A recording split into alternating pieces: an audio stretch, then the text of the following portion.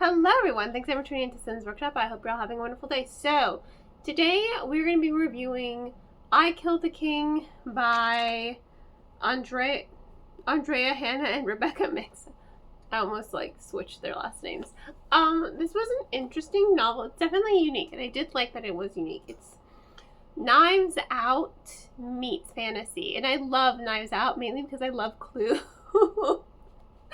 I absolutely love the Clue movie, and I haven't seen the latest Knives Out movie, but I've loved the previous two. I'm excited. Whenever there's a new Knives Out movie, I'm like, yes, please sign me up. I love whodunits. I really, really do. It's part of why I like cozy mysteries so much, because I love whodunits.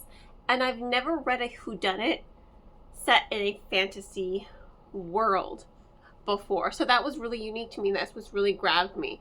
You have your 6 players. You have the prince, the foreign princess, the guard, assassin, necromancer, masquerading as a healer, and then you have the beastmaster. So you have your 6 people, right? And they're at the castle, and it's a dark and stormy night, of course. And it's a masquerade ball because they're finally brokering peace between the two kingdoms. So they're in the room with the king. Darkness falls. Darkness disappears, more or less, and the king is dead. Who killed the king? They're all suspects.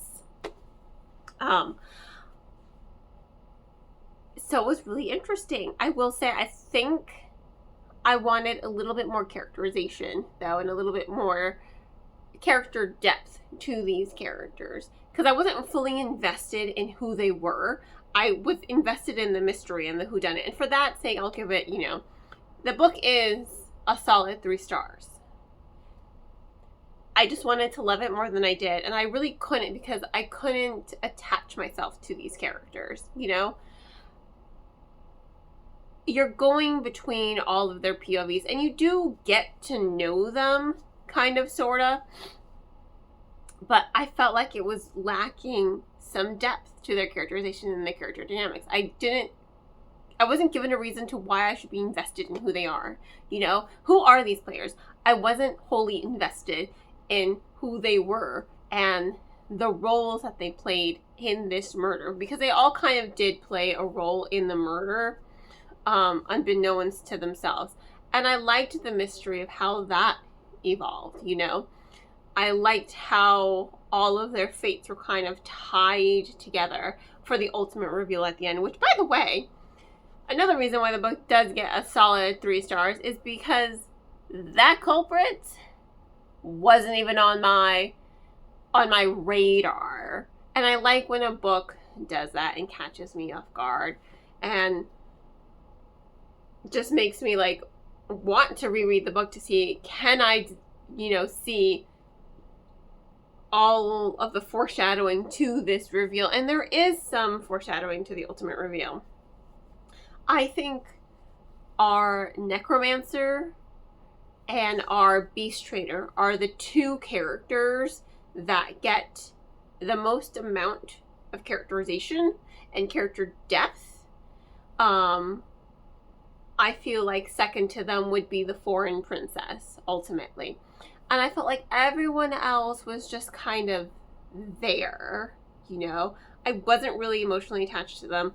I really wasn't invested in them. I was solely focused on the mystery and the whodunit aspect of the story, because it does read like a whodunit. And even the fantasy element of the story, it's there, but it doesn't take center stage, It's more of in the background, more with the setting, more with the mythology that's in the world, not so much with the characters having powers. Your necromancer, who is kind of masquerading as a healer, they are the one that has the most fantasy, along with the beastmaster, because they can actually communicate to beasts. So I think that's why those 2 characters really stood out to me the most, because they had the fantastical element tied to their core being, you know? And it evolved their characters, so to speak. But as for everyone else, they were kind of just background noise. I wasn't really wholly invested in them. I was really, again, just more focused on the story, which I do think was well written. I do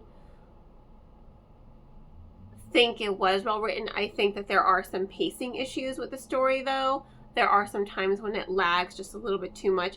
But for the most part, it is well paced. It is a well thought out story, especially if you like whodunits, you know? It's a whodunit with some fantastical elements tied to it and a lot of mythology that gets developed more so in the last half of the book because it ties to the murder of the king. They're trying to solve the murder of the king. There's a basilisk roaming the castle. Just think, you know, Chamber of Secrets. They're trying to find the basilisk. The Beastmaster, she's like, there's a giant snake on the loose. It's gonna start killing people as well. Like, we have like 2 things we have to take care of. Find the murderer. Find the snake. How is the snake tied to the murder? Everything is interconnected, and the story does build to those interconnections. So I do, for the most part, think it is well plotted. I do think it is, for the most part, well paced, even though there are some times where it lags a little too much. I just wish the characterization was stronger, and I wish the story made me more invested in the characters, other than the 3 characters, you know.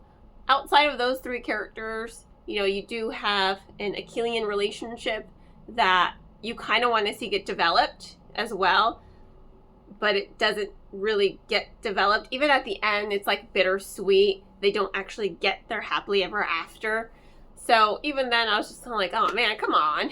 Like, you gotta give me something. I was really disappointed that the Achillean couple that is kind of alluded to throughout the entire book doesn't actually get together. Like, that was also like a bitter disappointment for me. But everything does tie together rather nicely. The ending is kind of open-ended, so there is a potential for a sequel, but for the most part, the mystery is solved. It is closed. Everything is, for the most part, tied up very neatly. And again, I think the plot was, you know, well developed. I think it was structured in a way that was easy to follow without giving anything away. Again, I did not see who the murderer was coming. I did not see that coming like a mile away. Caught me completely off guard, which I enjoy. I don't want to always know who the murderer is, like, halfway through the book. I want to be like, oh, I want it to be a jaw-dropping reveal. So it was good. I think it could have been better if the characterization had been stronger for all of the characters. But again, you have like 6 characters, you know, and you're going between all 6 characters. And sometimes that can be a challenge for some writers because you have to like balance so many things on top of making the characters people that the reader needs to be invested in, you know? So ultimately, you know, solid 3 stars, decent book. I enjoyed it. And once again, I want to thank the publisher for giving me an arc of the book. I like the whodunit aspect. I hope that there are more whodunit fantasies in the future. If you have any more whodunit recs, please let me know in the comments below. On that note, thank you all for tuning in. Please don't forget to like, subscribe, and share with all your book loving friends. I hope you all have a wonderful rest of your day, and as always, happy reading.